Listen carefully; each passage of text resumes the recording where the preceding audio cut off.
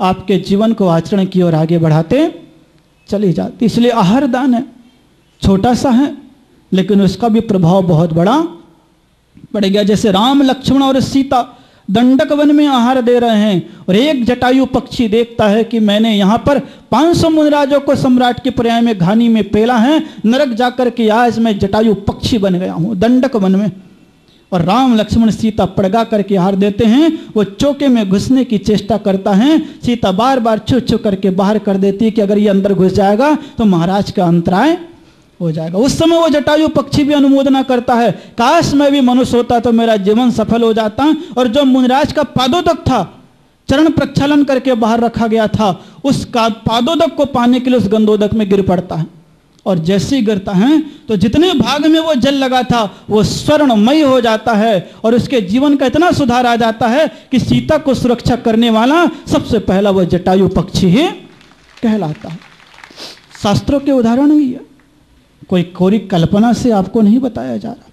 ये केवल आहार दान के समय देखने और देने का प्रभाव है। मुनिराज आपके घर में लेते जरूर है, अंजलि भर के लेते हैं। कितनी देर लेते हैं? अंजलि भर के ले रहे हैं और आधे घंटे पौन घंटे ले रहे हैं और आपको कितना दे रहे हैं? 2-2 घंटे दे रहे हैं। क्योंकि आप तो दोगे आहार दान और साधु देगा ज्ञान दान, तो मैं तो आपका दुगना दे रहा हूं। ये समझ लेना कि आपसे आहार भी ले रहे हैं तो कर्ज ले रहे हैं, आपको चुका देते हैं ज्ञान दान के माध्यम से, पुण्य के माध्यम से, आशीष के माध्यम से। साधु भी आपके घर में आहार लेगा, आहार लेकर के यही कहेगा, आज मैं इसके घर में आया हूं आहार करने के लिए। हे प्रभु, जिसने आज मुझे अन्न का दाना दिया है उसके घर में कभी भी अन्न की कोई कमी न रहे। इसके अलावा और साधु के मन में कोई भाव नहीं रहता। यही आशीर्वाद दे करके आपके घर से रवाना हो जाता है।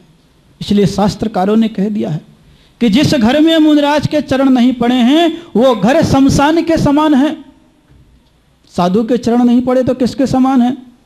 शमशान के समान है। वहां पर रहने वाले लोग गिद्ध और चील की भांति हैं, जो धन रूपी मांस को खा रहे हैं और पूरे अपने जीवन का गुजारा कर रहे हैं। और एक बार अगर साधु को अपने घर में बुला लेता है तो निश्चित मान करके चलना, साधु के घर में आने का अर्थ ही इतना होता है कि अब तुम्हारे जीवन में संस्कारों का शुभारंभ प्रारंभ हो गया है। आज तुम अपने घर में संत को बुला सकते हो तो कल अपने हृदय में भगवंत को भी बुला सकते हो। संत को बुलाने के बाद भगवंत के द्वार भी खोलते चले जाते हैं। इसलिए साधु की आहार को यूं इतना सरल मत समझना कि मजबूरी में हे स्वामी नमोस्तु नमोस्तु करके दे लिया। ड्यूटी में समझना आहार को समझना जिंदगी की ब्यूटी, जिंदगी का सौंदर्य, और स्वयं तो देना ही देना, आने वाली संतति से भी दिलाने की चेष्टा करना। बालक के भीतर भी संस्कार पनप जाए और बालिका के भीतर भी संस्कार पनप जाए। और आपके घर में अगर बालिका के भीतर आहार देने के संस्कार पनप जाते हैं अहोभावों के साथ, तो ख्याल कर लेना, शादी होकर के जिस किसी भी घर में चली जाए, कदाचित भी मुनिराज मिलेंगे तो एक बार भाव जरूर जग जाएगा कि हमने इन्हें आहार अवश्य ही कराना चाहिए।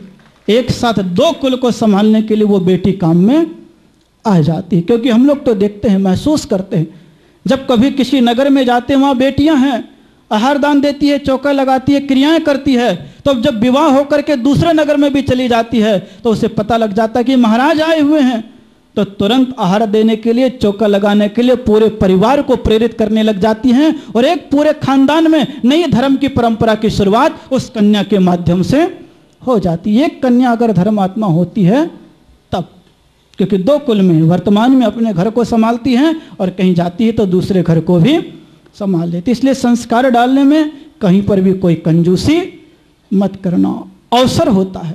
आप तो सोचो कितने दयालु होने लग गए।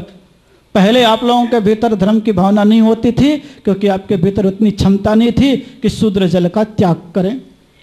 मुनिराज के पास जाओ तो आप क्या कह देते थे? शूद्र जल का त्याग करो।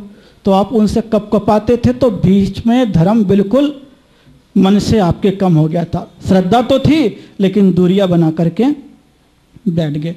अब थोड़े से साधक आए और आपके प्रति थोड़ा सा नरम रवैया अपनाया तो फिर से आपके घर में साधु संत की चर्या होने लगी, और होने लग गई है तो कोई ना कोई आचरण का प्रभाव आपके जीवन में भी पड़ने लग गया। कितने परिवार है रोहिणी में, आप देखिए, जब आया था तब क्या स्थिति थी, क्या स्थिति थी आपकी, और अब क्या स्थिति है।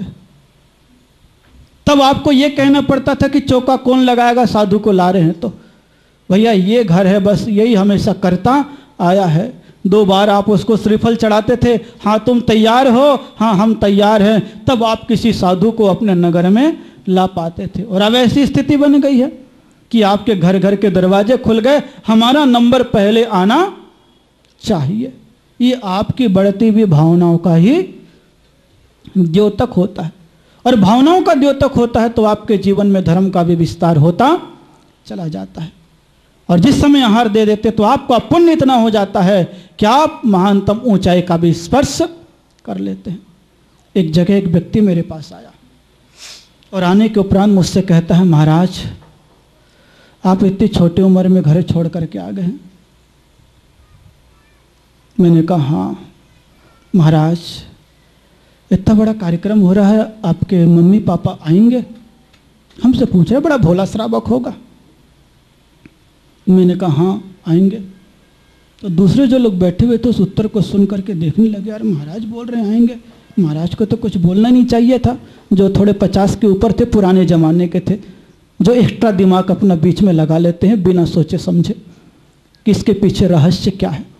और होते ही एक्स्ट्रा दिमाग लगाने वाले लोग, जिनकी खोपड़ी में हमेशा कीड़ा कुलबुलाता ही रहता है। कितना भी अच्छा काम कर लो लेकिन कीड़ा कुलबुलाएगा जरूर उनके दिमाग में, कितना भी अच्छा कर लो उनका दिमाग ठंडा रहता ही नहीं है, पता नहीं क्यों दिमाग में क्या भरा है। मैंने कहा आएंगे। बोले महाराज जी बड़ी कृपा होगी। मैंने कहा क्या हो गया? कि हमारा घर तो बहुत दूर है, हम आपको तो भोजन नहीं करा सकते, आहार नहीं करा सकते।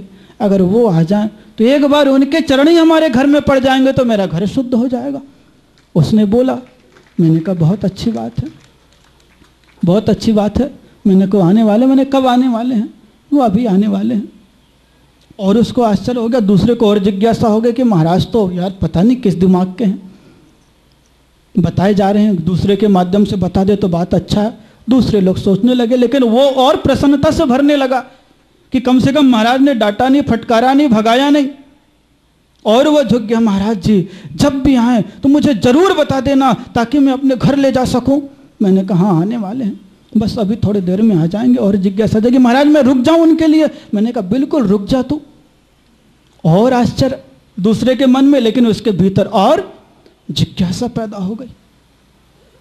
मैं शुद्धि किया और शुद्धि करके आहार के लिए निकल गया। वो बिल्कुल इंतजार में खड़ा रहा और मैं आहार किया। आहार करने के उपरांत फिर 11 बज गए। 8 बजे से वो इंतजार कर रहा कि अब आएंगे तो मैं ले जाऊंगा, अब आएंगे तो मैं ले जाऊंगा, अब आएंगे तो मैं ले जाऊंगा। 11 बज गए। फिर धीरे से पूछने आता है, महाराज मम्मी पापा आ गए, मैं ले जाना चाहता हूं। मैंने कहा आ गए, तुमने देखा नहीं? बोले आपने तो बताया नहीं, मैं थोड़ी ना पहचानता हूं। अरे मैंने कहा जिससे आज मैं पड़ गया हूं वही मेरे मम्मी पापा हैं, तो उनको ले जाओ। क्योंकि जो मुनिराज को आहार करा रहा है वही सबसे पहले दंपति व माता पिता के रूप में है, जो प्रतिदिन भरण पोषण कर रहे हैं। जो मुनिराज को आहार दान दे देता है दंपति के साथ, उस दिन के लिए वही माता पिता हो जाता है। इसलिए मुनिराज तो रोज माता पिता बदलते रहते हैं, इसलिए वही मेरे मम्मी पापा हैं। उसे तू चौके में ले जा, वो सिर ठोक ले, महाराज आपने 2 घंटे मेरे बर्बाद कर दिए। आदमी की सोच है। दूसरे का दिमाग पहले कुछ और था लेकिन बाद में उनका दिमाग पलट गया, लेकिन पहले जिसका दिमाग कुछ और था बाद में उसका दिमाग कुछ और हो गया। प्रतिदिन आहार दे रहे वही माता पिता, ख्याल करना, यही तो साधु की विशेषता होती है। साधु तो एक माता पिता को छोड़ता है, हजारों माता पिता प्रतिदिन उसे मिल जाते हैं। साधु तो एक छप्पर को छोड़ता है, प्रत्येक मंदिर की छप्पर साधु के लिए अपने आप ही तैयार हो जाती है। साधु तो एक परिवार की सुरक्षा को छोड़ता है, पूरी समाज उसकी सुरक्षा में अपने आप ही लग जाती है। साधु तो एक घर की रोटी छोड़ता है, लेकिन प्रत्येक घर की रोटी हे स्वामी नमोस्तु नमोस्तु कह करके उन्हें बुलाना प्रारंभ कर देती है। तो साधु की सबसे बड़ी विशेषता होती है केवल त्याग की भावनाओं के साथ ही। इसलिए उस आहार को ड्यूटी मत समझना, उसको आत्मा की पवित्रता समझना। जब आत्मा की पवित्रता समझोगे तो बचपन में भी समझ जाओगे, यौवन में भी समझ जाओगे और बुढ़ापे में भी समझ जाओगे। क्योंकि तीर्थंकर ने आहार लिया है तो कौन से दिन लिया? अक्षय तृतीया। कौन से दिन लिया? अक्षय तृतीया। आज का दिन है, तक 3 दिन पहले बीत गया था। अक्षय तृतीया का अर्थ क्या है? कि तुम्हारे जिंदगी में 3 ही पन आएंगे।